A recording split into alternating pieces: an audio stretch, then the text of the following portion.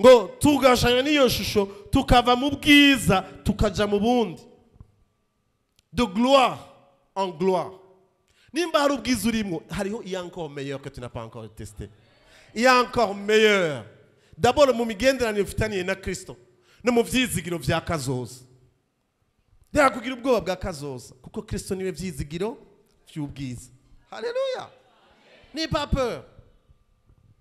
Uyu munsi bishobora kuba bitagenda uko ushaka, ariko le jour où tu commences à découvrir ton identité en Christ, uriwe muri Kristo Yesu, ukarya ijambo ry'Imana rigahindura uburyo bwawe bwo kwiyumvira, tu ne seras plus limité dans ce monde. Tu ne seras pas limité dans ce monde. Hari abantu bakunda bavuga ngo urumva rero niwivugire wewe Imana yakugura imiryango ugira iki. No. Nta muntu numwe muri kino kibanza jewe fise faveur yo kumusumba, nta numwe. Nta numwe wa pastor bari ngaha bafise faveur yo kugusumba. Twese dufise la grâce ingana. Nico gituma aba pastor ntibazobahende ngo n'aba intermediaire yanyu banyu hamwe n'Imana. Aya bivyo mu isezerano rya kera. Uyu munsi ndibakira ama intermédiaire. On n'est pas des intermédiaires. Umunsi urabwira ubutumwa n'ubuntu heza ubwira ubutumwa umuntu akakira Yesu mwamukisa ubugingo bwiwe, tugiye gusenga twese duhurira hera. Ntarinda kuntuma ngo niwe wambwiye ubutumwa. Vous avez tous la même grâce. Mais je suis en train de m'adresser à 4-5 personnes. Bariko barumva yuko Imana yabaremye kugira ngo mushushanye n'ishusho y'umwana wayo. C'est ça son objectif. Ijambo ry'Imana tubwira ngo pour que nous soyons transformés à la stature parfaite de Christ. Bene data nituhebe ivyaha nituba mu ngeso mbi kubera ngo tugomba kuba abantu bari correct. Nuko atari ivyo vyo mu muco w'iwacu muhira. Iyo dukomoka muri Kristo siko dukwiye kubaho. Rero igihe tubayeho tugororokeye Imana, turondera kumenya ijambo ry'Imana rigahindura uburyo bwacu bwo kwiyumvira, turahindurwa tugatangura kugira ivyiyumviro nk'ivya Kristo. Tugatangura kuvuga nk'uko avuga. Tugatangura gushika handi dukora ivyo yakoze kandi tugashobora gukora n'ibibiruta. Comment on est tous kumwe? Uhaguruka ugira iki? Ukayangane. Reflète cette lumière. La lumière qui vient de la parole. Ni wakiri ijambo ry'Imana gahindura uburyo bwawe bwo kwiyumvira. Mena ndabwiza ukuri, Imana ishime kuri kaminuza, Imana ishime ko watuzaniye amashuri akomeye. Ariko umuco umurikira ivyo wize mu ishure uri muri Bibiliya. Si tu ne découvres pas qui tu es muri Bibiliya, ijambo ry'Imana ko uriwe, urashobora kwiga bikakuzanira ingorane gusoma. Ariko niba wamenye uriwe, ubuzima bwawe buzotangura guhinduka.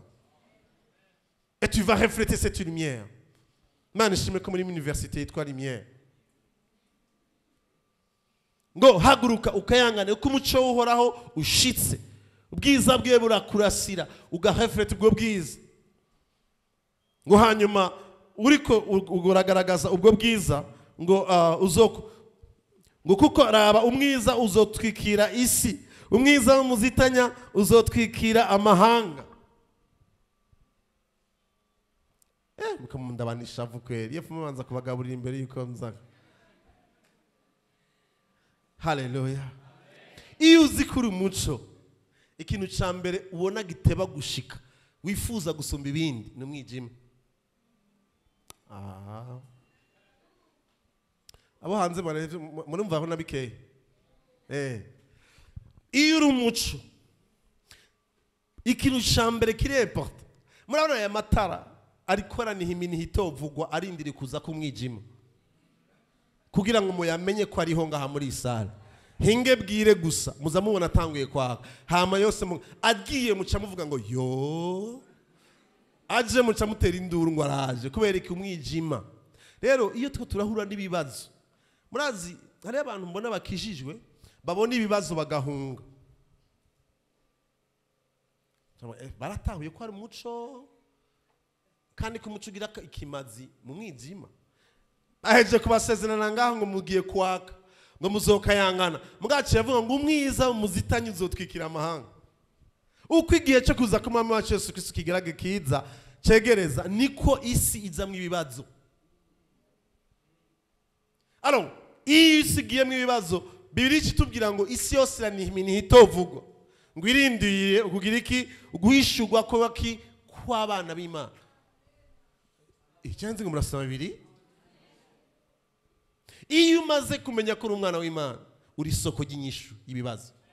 sasa ifo ko ibibazo biza. Ntimuba mwarapfuye mwaramenye umuntu yitwa Dawidi iyo tari guhura n'umuntu yitwa Goliyati.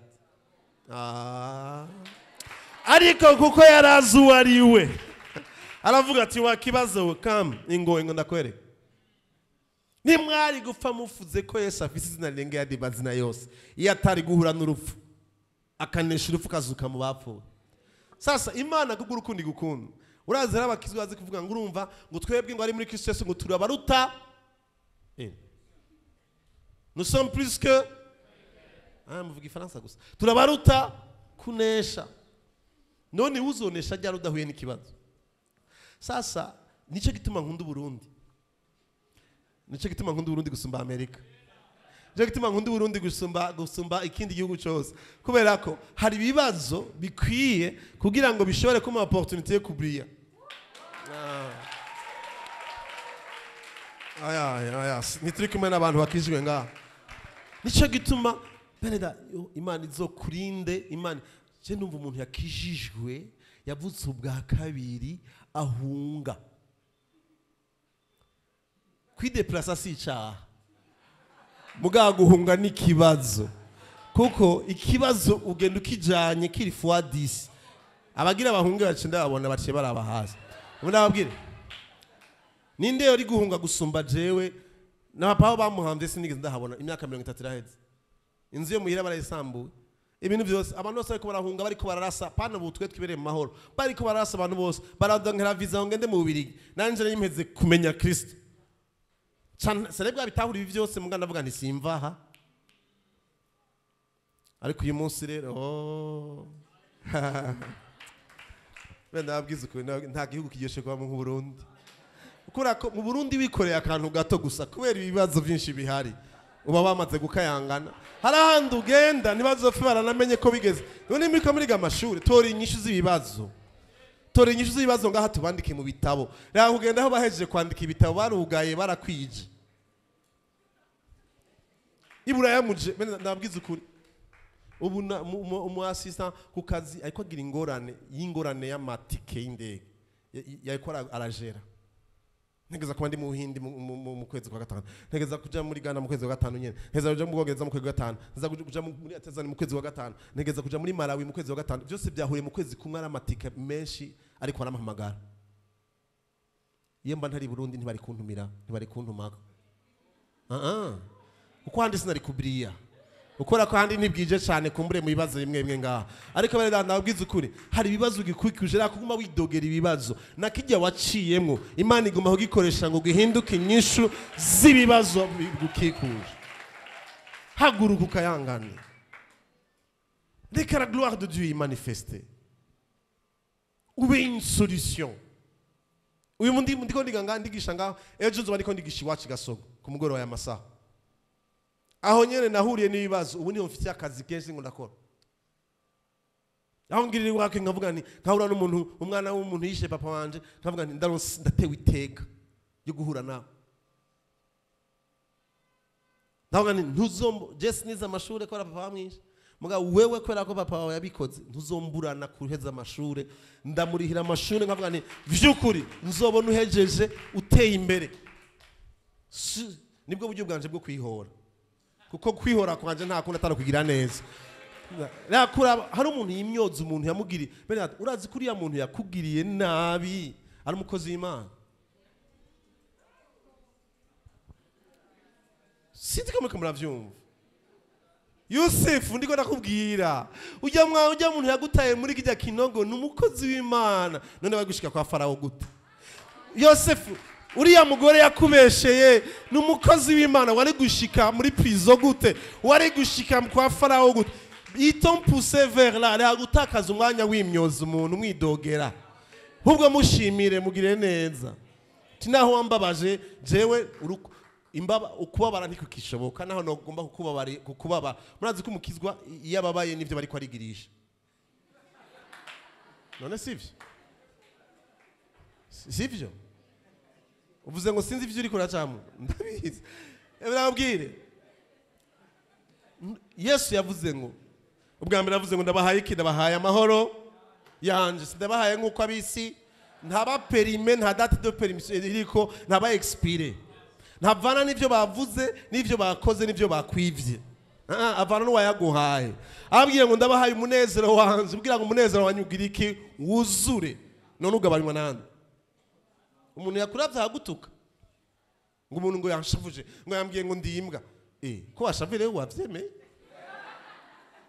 canke watwenga ukavuga uti kumbi ivyo wavuze gutyo wihenze baje yo urafise ikibazo ubwo nakugirire neza ndagufasha iki kumenga ufise ingorane mu mutwe wabonye msana yo niwe ntaco no gutabara ngufasha mu gucyushavura abaronse intsinzi ariko urabizi kuri caremwe abantu bose bogira bakabisubiramwe ugu muri caremwe uri umwana w'Imana quelque soit les circonstances wambara ibirata vyambara waba umeze gute uri umwana w'Imana tu n'as pas le droit yo kuza gushavuzwa n'ivyo abantu bavuze. Toi avec Dieu vous êtes majoritaire sur ce 107 milliards de personnes. Mwanya bamuhaye nibaza ko waheze ke ndasigaje iminota mikeyi gusangira myarutse. Haguruka ukayangane, tu vas refléter la lumière. Ngo umwijima les problèmes. Benedata iyo nabajije kubigisha mu indi cadre atari ivuga butumwa naye kubigisha mu wundi buryo. Nimwantumira muzombwire muti muntu muri conference. Ndababwire bundi buryo ntariko numva ngumengo nasohotse abapastori bave bambi bati waguye. Benedata ndabwize kuri. Twaratombe ko turi muri iki gihugu. Haleluya. Kuduha ahantu ibintu byose bitaruzura. Bitarubakwa bitarakogwa aho genda ushitse hose usanga ashobora kwakora ikintu gishasha kikaboneka. C'est un privilège. C'est un privilège. Tu muna fashe décision yo kubaka amaville ngira nubaka amaville mashasha ahana tahora amaville pana inzu amaville niko nbigisagara akamana nahora mani guhezagire bavyumvise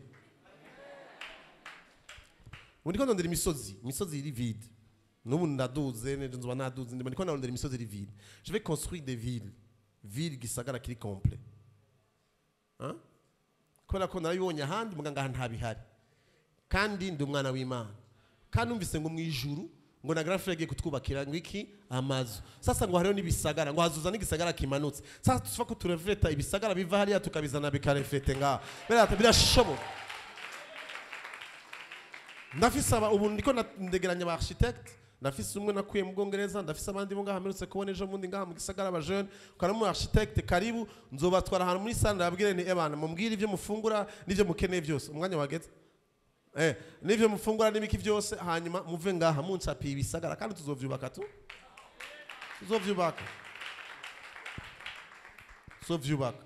muhari aba jeune ngaha afise imyaka 30 ntaratangura kwiyumvira ingene azokubaka inzu avuga ati i Burundi ibujumbura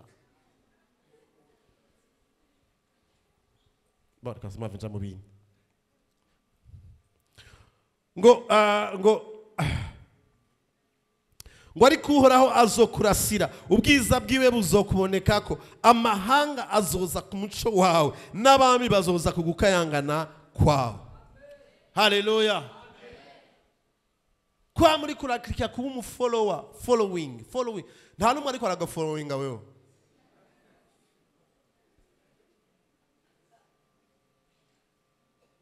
Ubu murabifise biruzuye mu telefone ufise aba followers banga mugabo niba aba followers bagwa followers kubera iki ko ari abantu basige barondera followers hasi no hejuru bakagira nibitagirwaho kugira ngo base ugasanga umuntu ariko ari ifotoza gahindukira kagira gutya gasuragira gutya kugira ngo abantu bagire follow kugira ngo aba likes abe menshi mais entre temps biriko bikungukira ikiwe.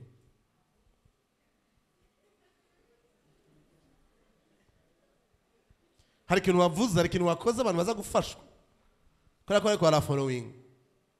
Ubona na YouTube ngisigaye bahemba. Basi bafuma guhembera ko bagu following. Abantu bakuriki. Nigi kuri kurakora cyotuma abantu baza kuri wewe. Ce n'est pas ta gloire, c'est la gloire de Dieu qui va se manifester dans ta vie. Abantu bagavuga bati turagomba kumva umuntu uriya muntu yo tugiwe akatubwira ijambo ubuzima bwacu burahinduka. Adusengeye turakira. Avuze parole de sagesse iradufasha mu buzima bwacu. Ikintu cyapfuye aragikora kikaba fixe. Wewe Imana yaguhaye ibintu kugira ngo ubinyishu zibazo bye bagukikuje.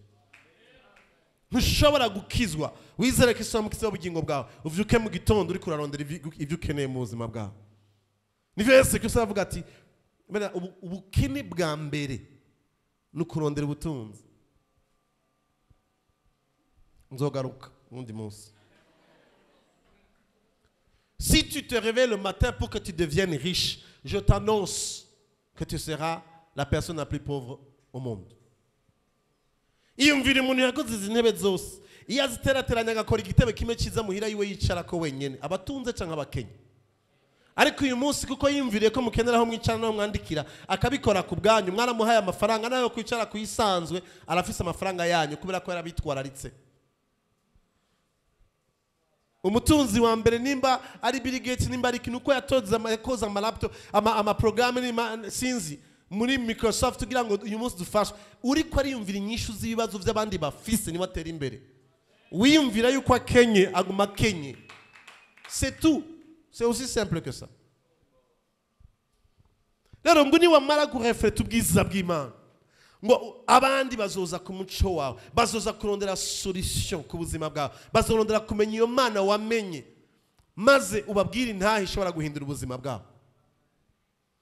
Ngo manangize mvuga ibi ubujiji bwa mbere bubaho ku isi ni ukubaho wibaza ko udakeneye Imana. Ndakunda Yesu. Je nakuze ndi umuntu asenga ntegugwa ko umupadiri byose ndabizi ku mutwe. Ariko icyatumye umunsi umwe ndabivamo nuko abanyedini banyenerevye umunsi umwe bakambwira Imana ntigera mbona dushobagirana relation hamwe nayo. Maze gura na Kristo. Ntangura kumwiga kurondera kumenya en tant que personne. Ni jambo ryiwe. Usanga ntiyaje kugira ngo tuba abantu gusa twitwa bakijijwe. Abakristo bagenda gusenga kwa Mungu. Yaje kugira ngo turonke ubugingo kandi tuburonke busaguza. Yaje kugira ngo adutransfere une vie. Ubwo buzima natwe dushoboye kuburefleta bugira ikimazi abandi badukikuje. Rero ba bantu batabwiwe bimwe Yesaya ariko arandika nuwo wese atarigiragirana isezerano na Kristo. Aya majambo no yavuga aya masezerano yavuga mu kumva araryoshe ariko nta impact nimwe ifise ku buzima bwawe utari mu bwoko bwatoranijwe. Ugira ngo mu bwoko bwatoranijwe nuko waravutse ubwa kabiri. Kubera ko nufise isezerano rya Aburahamu kuko nuri umuyuda naho uri umuyuda urakeneye kuba umuntu yavutse ubwa kabiri. Kuvuga ubwa kabiri niki? C'est une alliance. Kugira ni isezerano personnel na Kristo. Alliance ndiramba. Bigomba gusigura ko ari umuntu dufitanye isezerano. Uyo muntu afise uburenganzira yarafise n'uburenganzira bukumbwira ati ntugenda kwigisha muri imye nanahatswe kare ko yambonye mvuye aho nababwiye naciye nagani nkwiyo cambwira ati are kuvuye hari ivyo da telefone wabwire kutagenda yabivuga sinaza kubera iki uko afise isezerano turasangiye vyose Imana duteyiteka iduhana bana bamwe bari ngaha umukobwa wanje ngaha tuzo kuba gucyara kubone arengane afise umukobwa mwiza Munyabwenge muririmbyi umuhungu wanje sinzahana ari hari ahandi aransumba je ngaha ncamangara na Claude na Pasteur. Abo bose bavuye ku isezerano twagirani umunsi mwitariki imwe kanaka. Gukizwa si gusenga mu baporoti mu bakizwa si kubatizwa mu mazi menshi si kugira iki none gukizwa nuko ari umunsi umwe bitahuye kuri umunyabyaha uratahura ko upfuye udashobora kwikiza bitavuye ku bavyeyi bitavuye ku idini usengeramo uraturisha akanwa kawe uravuga uti Yesu ndizeye ko wazuse kugira ngo nsindanishirize ndakwakira imbere umwami n'umukiza w'ubugingo bwanje point. Ijambo ry'amaretre atatu mu Kirundi n'igifaransa no mu Congereza zatuma umukobwa viwabo umuhungu nanje mviwacu duhinduka umugabo n'umugore kubera ko bamubajije ngo uremeye ko akubera umugabo ati oui yes ego n'amaretre atatu gusa bicahindura eta civile mu haye umuntu bamubwira ati kugira ngo ushoye kubicare mwegisha bikusaba ko watura kwizera ko so mukiza bugingo bwawe ukizeresha umutima ukatirisha kanwa kwanga ukubiri simple kutatangaye ko kuvuga yes ego bitumye umuntu ahindura eta civile kumengo biroroshe bigatuma havamwe abana n'umuryango mu byose mukabisangira hari abantu benshi rero uyu munsi bazi uturirimbo tw'abakozi b'Imana, bazi kurimba rero amen, baze muri group bagira iki niki Yesu ashimwe, bafise liste y'ibintu bahevye, kuko izwa si ibintu liste y'ivyo wahevye. Kristo yadupfiye tukira abanyabyaha, tubiheba kuko twakijijwe, ntitubiheba kugira ngo bice twitwa ko twakijijwe. Nisezerano uravyibuka umunsi, uravyibuka isaha wavuze uti nditawe ko n'umunyabyaha ko nashobora kwikiza. Nagiye ahantu kuvuga ubutumwa mu ishengero, ndiko navuga ubutumwa pastor yicenga inyuma n'abadiakoni pas. Ndavuga ubutumwa navuga ni ndiko navuga ivy'umusaraba, singe navuze ivy'agakiza, ndavuga ingene umuntu avuka ubwa kabiri. Mpamagaye umuntu agomba kwakira agakiza, mbona igice cy'ishengero kiradugije amaboko, ndaryoherwa, camindukira kuri pastor ingene yaryohewe, nsanga nawe yadugije ukuboko. Ndavuga n'umuntu atari bwigeragira n'isezerano na Kristo, pana kubw'umuryango, pana kubw'idini, ave hasi. Mbona igice kirahagurutse, ndavuga nti yari yayibajije ko mvuze kwihana ibyaha, ubu rero tuvuze gukizwa, mpindukiye sanga arahagurutse. Yari kumwe n'abadiakoni babi bahagurutse. Abantu nibwo bwa mbere afashe ingingo kwakira Kristo mu bugingo bwabo. Muze ngaho imbere. Ndarindira nzamona bavuye hari inyuma nabo baraje bahagaza aha. Canacanganikirwa ndavuga rero je ivyo nigishe ntibavyumvise vraiment. Umuntu aribwo bwa mbere yakiriye Kristo mu bugingo bwiwe. Ari ngaho imbere naduze ukuboko. Mbona badugije ukuboko ndavuga nta kundi. Turasura mu isengesho ryo kwakira Yesu umwami mu bugingo bwabo. Tugiye mu biro ndamubaza pastor habaye iki? Chambia ati je abantu batangurije ishengero turafana iki? Tibanguye ahantu nigishiza muri primaire, baranyigisha ingene bigisha ijambo ry'Imana, hakagira umunsi numwe bigeze bambwira ngo nakire Kristo mu bugingo. Ntukangwe n'umuntu avuza gitari, avuga mu ndimi ngo rabashi kota, baravyigana ivyo biroroshe. Maragira ni sezerano, inzamba yovuga ubunyene wodu. Urafise assurance yuko uyu munsi upfuye woja mu ijuru. Harimo cavanga uko yakongo nakoze ibikorwa byinshi vyiza. Na. Pourcentage ngana gute. Icatumye uyu munsi dushobora kuba abana y'Imana uko twagirana isezerano na Kristo. Nkuko wa munsi navuze ijambo nkabwira uwo mwigeme nawe akambwira ijambo tugahinduka umugabo n'umugore. Byari amajambo gusa twavuze, eta civile yahinduka naho tubarahinduka. Nawe bigusaba gusa ku munsi umwe atari abandi babikubwiye ugiranira une alliance avec Christ. Ukavuga uti je t'accepte.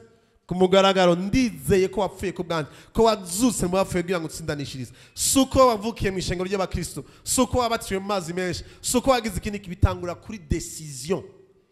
Haguruka ukayangana. Tu dois quitter quelque part. Tu dois quitter la religion. Tu dois quitter les statu quo. Nta dini ry'abaporotiri zoja mu ijuru. Ntaba panikote bazoja mu ijuru, ntaba anglikani, ntaba wazisi bazoja mu ijuru. N'umuntu yagiraniye alliance mwibanga ku giti ciwe na Kristo, hanyuma akagenda gusengera mu anglikani, agenda gusengera muri katolika handi hose ashaka. Mais d'abord c'est l'alliance. Est-ce que tu as cette alliance? No kubwira ngo haguruka ukayangane ugira umuntu w'igitangaza. Si tu n'as pas fait cette décision, mon cher, ma chère amie, tu ne peux pas mériter la vie éternelle. Question numéro 1. Kuva, haguruka. Bigomba gusigura iki? Va muri rusange. Va muri bahava biyumvira ngo bariya bare bazi ko sanzwe nkijijwe ngo none baca yiyumvira ngo iki? No, va muri abo muri rusange, winjire muri kategori y'abana b'Imana ugira n'isezerano na Kristo. Première chose. Icya kabiri, haguruka ukayangane, manifeste la gloire. Abona bamaze gutera intambwe yo gukizwa. Mais leur vie, uburyo bw'ingene ubaho mu ijambo ry'Imana bihinduke bigaragaza ubwiza bw'Imana. Et que cela puisse aller de gloire en gloire. Iyo ni kategori ya gatatu. Bwa mbere nukwakira agakiza. Bwa kabiri nuko udesida mu buzima bwawe kugaragaza ubwiza bw'Imana. Ubikora gute? Nuko ijambo ry'Imana rivuga ugikora, nukubaho ubuzima bwo kuba inyishu z'ibibazo. Nimuranyumva? Warakijijwe n'ivyo, mugi gituma ukenye, igituma uhure n'ibibazo, igituma ufise ubwoba bwa kazoza, igituma wumva umengo je ntashobora gushika ko mu buzima, nukuri kuriyumvira ubuzima bwawe. Imana yarakubwiye ko yitwaritse ubuzima bwawe, wewe iguhambagarira kwitwararika ubuzima bw'abandi. Ni watangura kuba inyishu utanguye kubriya, utanguye kuba inyishu, rondera ikibazo. Ndigisha entrepreneur abantu baza kugira tangure business bisabiki. Ngo dukeneye amafaranga. Habo, achamagara umuntu ukeneye yanga achamagara kangahe imbere. Okay, ndaguhaye 10 million ucukora iki? Ngwangu mpaye 10 million ngo ngenda ngo kurangura ukarangura iki? Inkoko uzirangura igitega, urangura izangahe? Izawe million nefs. Hanyuma ukazimanukana gute? bene data ibibazo bitanu gusa inkoko zishika ngaha zapfuye cyangwa no gushika ntizishika ntihageze harura ingere zomera gute ntigeze yimvira na environment ntigeze amenye ko abantu bakeneye kurya inyama z'inkoko muri entrepreneur ntupfa kugenda gutyo umuntu wa entrepreneur wa mbere mubaje tukeneye iki akubwira ati nkeneye kubona ikibazo ngiye gutorera inyishu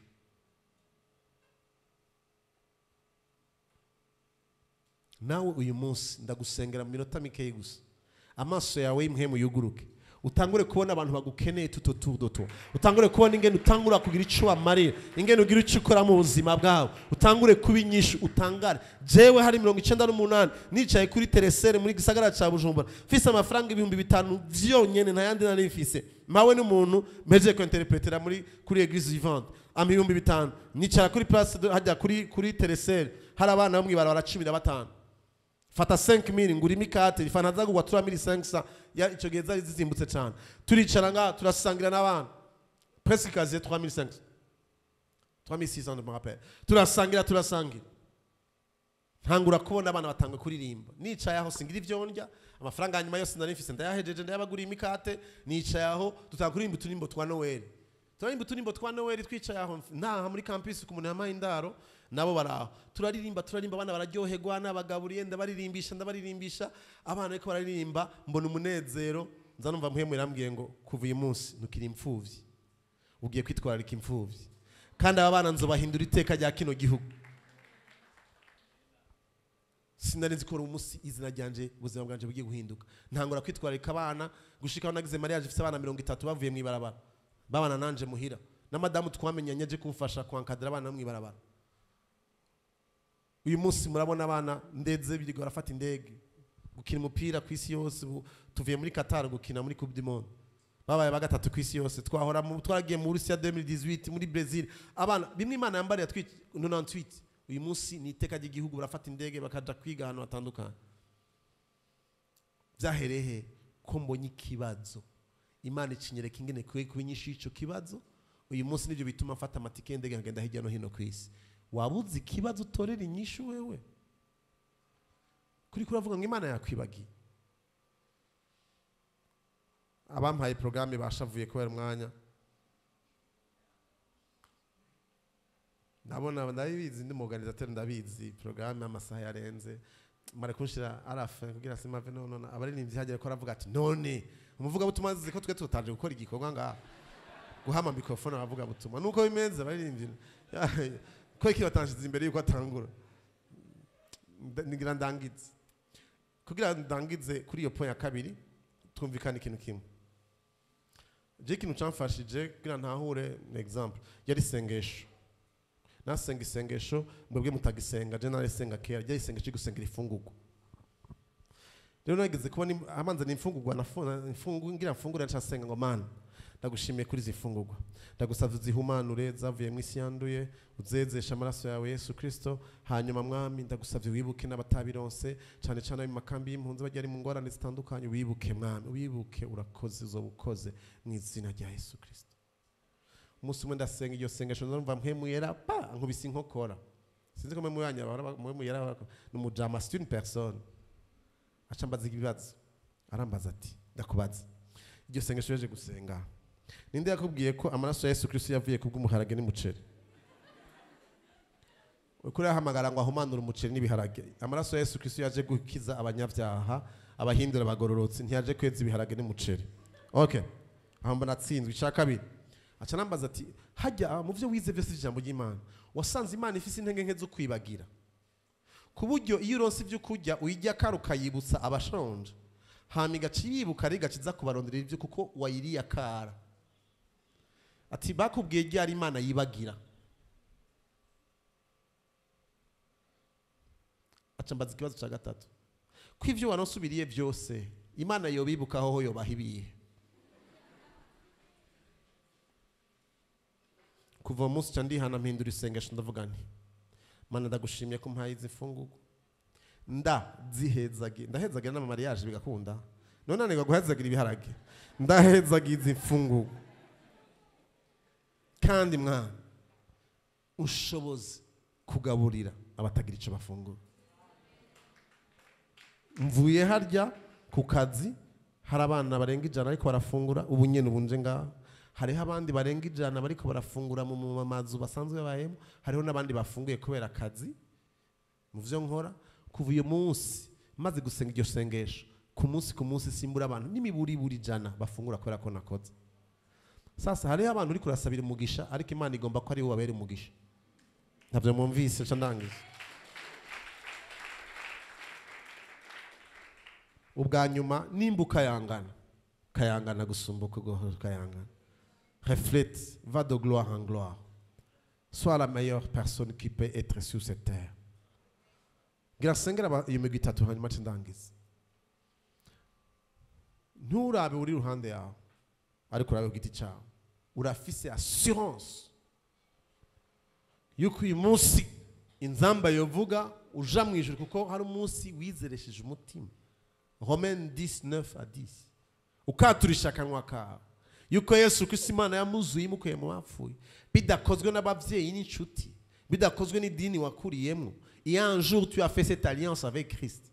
Si tu l'as pas encore fait, mes chers amis, nukuri sinova ngaha udafashe iyo decision.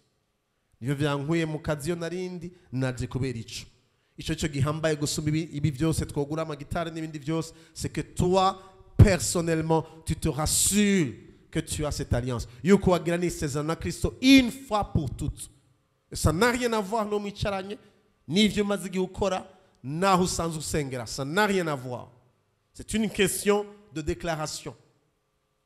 Uyu munsi bakubwira ngo barakonome ministre baragutwara mu kigobe ufate darapo baguhe ivyo baguteguriye ubisome uduze ukuboko.